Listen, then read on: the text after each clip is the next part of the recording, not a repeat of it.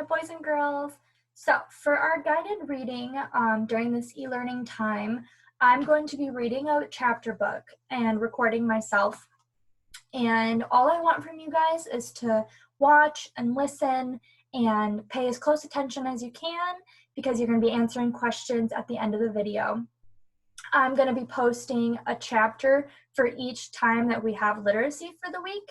So if you look at the schedule that was sent out by the district to your parents, you'll see that we have literacy Monday, Wednesday, and Friday. So that means 3 chapters per week, okay? But we didn't have school on Monday, so it's only going to be 2 chapters this week. If you want to watch all of the videos and answer all of the questions on one day, that's totally fine. If you want to break it up, 1 chapter and the questions on one day, 1 chapter and 1 question, and 1 set of questions on the other day, that's fine with me too. Whatever you're most comfortable with, that's fine. You also should be reading on your own at home with your own books, because me reading out loud to you, yes, we're working on understanding the book and understanding what the author is trying to tell us as readers. But you also need to be practicing your reading skills as well, and figuring out words that are hard to read and breaking words down and stuff like that, okay? So, and if anybody doesn't have any books at home, or they don't have books that are close to your reading level, either you or your parents could message me either on Seesaw or email me, and I can send you a PDF version of an A to Z book at your reading level. So if any of you need that, just reach out and let me know, okay? All right, so this is A to Z Mysteries, The Empty Envelope by Ron Roy. That's the cover. Sorry, it's a little shiny. Okay, let's get started. E is for enemy. The kids peered over the hedge. A man and a woman got out of the car. The man was short and was wearing a green suit and a purple tie. "That's him," Josh whispered. "The guy who was following us before." The kids watched the man and the woman talk for a few minutes, then get back in the car. But they didn't drive away. "What the heck are they doing?" Josh asked. Dink gulped. He put his hand over the envelope hidden under his shirt. "They're waiting for me," he said.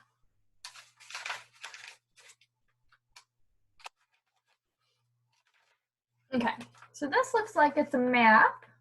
It says, "Welcome to Green Lawn, home of the mysteries." Sorry. So I'll take a picture and link this on my choice board as well, so you can look at it and read all of it. Okay. Gotta get where you can see. Okay. I got it, Josh yelled as he raced across Dink's backyard. He leaped into the air, missed the volleyball, and fell in a heap. Dink laughed. "You got it all right." "Way to go, Natey," Ruth Rose cried. She gave her 4-year-old brother a high five. "You just scored us another point." Nate blushed and smiled shyly at his big sister. Josh got up and grinned. "Okay, I'm through fooling around. From now on, Josh and Dink will rule." Just then they heard a beep. "It's Ruby with the mail," Ruth Rose said. Josh dropped the volleyball. "I wonder if you'll get another blue envelope," he said to Dink. "I can't wait to read what Mother has to say today." Dink ran to the front just as Ruby waved from her truck and drove away.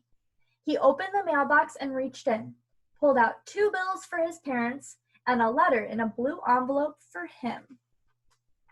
In the past week, Dink had received 4 other letters in blue envelopes. This was the 5th. Each envelope was addressed to D. Duncan, Green Lawn, Colorado 06040. But the notes inside were to someone named Doris from her mother. Dink returned to his backyard. He held the letter up. "Another one," he said. "Well, open it," Josh said.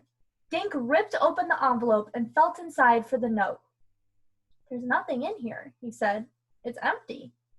Ruth Rose peered into the envelope. "Why would Mother send an empty envelope?" she asked. Dink shrugged. "Let's go in the house. I want to check out the other letters again." The kids trooped into Dink's kitchen. A covered plate sat on the counter. My mom made us some sandwiches, Dink said. Nate reached for the plate, but his sister stopped him. Look at those hands. Let's wash them up in the sink, Nate. Dink pulled the other 4 envelopes from the drawer and laid them on the table, side by side. They all looked the same. Can I get some juice? Josh opened the fridge before Dink could even answer. Dink just nodded as he sat and stared at the envelopes. The return address on each was O. Bird, 10, Carroll Street, Brooklyn, New York, 11234. I don't know anyone in Brooklyn, he said. Oh, let alone someone named O. Bird. Dink dropped his eyes to the middle of one of the envelopes. Hey, look at this, he said suddenly. He pointed to the CO in his address. Isn't CO the abbreviation for Colorado? Josh and Ruth each grabbed an envelope. Yeah, you're right, Josh said. Connecticut is CT, not CO. Dink looked at his friends. The zip code is right, but the state is wrong. Or maybe it's the state that's right and the zip code that's wrong, Ruth suggested. What do you mean? Josh asked. Maybe these letters were supposed to go to some D. Duncan in Green Lawn, Colorado, Ruth said. Whoever O. Bird is just wrote down the wrong zip code. I know how to find out, Dink said, and he walked over to the phone and dialed information. He asked the long-distance operator for O. Bird's number. There isn't? He said. Okay, thanks anyway. Dink hung up. Before I move on to the next page, I want to let you guys see. Oops, sorry. Okay. That's the envelope. Wondering why my camera is doing that. Okay. Dink hung up. There's no O. Bird listed in Brooklyn. Well, Josh said, grabbing a sandwich, you're the only D. Duncan in Green Lawn. In Green Lawn, Connecticut, Dink said. Josh sighed. Anyway, let's eat. They wolfed down the peanut butter and grape jam sandwiches. Read the notes again, Dink, Ruth Rose said after a few minutes. Maybe there's a clue about who they're really meant for. Dink opened the envelopes, pulled out the 4 notes, and laid them side by side. This one says, Dear Doris, this is July 1st. I saw Jenny last week. She looks so pretty and sends her love. I broke my glasses, but I'm having them fixed. See you soon, Mother. This one's July 3rd.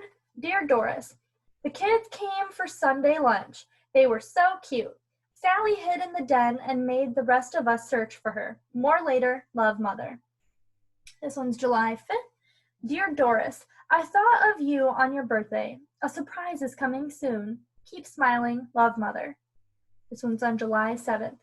Dear Doris, little Kate had her 5th birthday last week. I put some money in an envelope from both of us. She was thrilled. Hope all is well. Love, Mother. Josh picked up the 5th envelope. He turned it upside down and shook it. Maybe someone stole the last letter, he whispered. He made mysterious eyes at Dink. Maybe spies are watching your mail, he said in a creepy voice. Maybe they're alien kidnappers from Neptune. And just then, the phone rang. Okay, so that was chapter 1, all right? So now go ahead and answer the questions that I have linked as well.